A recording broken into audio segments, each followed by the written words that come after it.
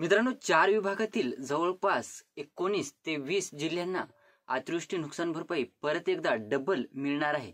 म्हणजे जवळपास 733 कोटी रुपयांचा निधी याच्यामध्ये मंजूर झालेला आहे.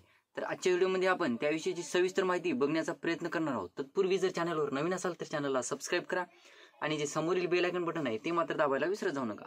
तर नमस्कार मित्रांनो, मी राज सुरेतो, स्वागत आहे तुमचं आपल्या युट्यूब चॅनलमध्ये. मित्रांनो, जून ते ऑक्टोबर दरम्यान जे राज्यात बऱ्याच जिल्ह्यांमध्ये अतिवृष्टी नुकसान झालं होतं अतिवृष्टीमुळे. म्हणजे जवळपास बरेच जिल्हे असे आहेत ज्यांना जे सरसकट ज्यांचं पिकं वाहून गेले, त्यांचे जे जमिनीचे जे नुकसानी झाली. तर असे बरेच शेतकरी आहेत आणि बरेच जिल्ह्यातील शेतकरी आहेत.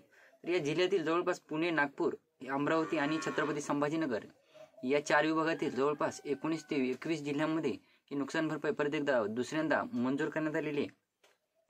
तर याच्यामध्ये बघायचं झालं तर नाशिक विभागातील पुणे आणि जवळपास बघायचं झालं तर नाशिक विभागातील जळगाव, पुणे विभागातील पुणे, सातारा, सांगली, कोल्हापूर, त्यानंतर नागपूर विभागातील गडचिरोली, वर्धा, चंद्रपूर, नागपूर या जिल्ह्यांना, त्यानंतर अमरावती विभागातील अमरावती, अकोला, यवतमाळ, बुलढाणा, वाशिम या जिल्ह्यांना ही नुकसान भरपाई मिळणार आहे. त्याचबरोबर छत्रपती संभाजीनगर बद्दल माहिती घ्यायची झाली तर छत्रपती संभाजीनगर मधील परभणी, लातूर, हिंगोली, धाराशिव आणि नांदेड तर या जिल्ह्यांना ही अतिवृष्टी नुकसान भरपाईची मदत 733 कोटी रुपयांचा निधी मंजूर करण्यात आलेला आहे, परत एकदा डबल.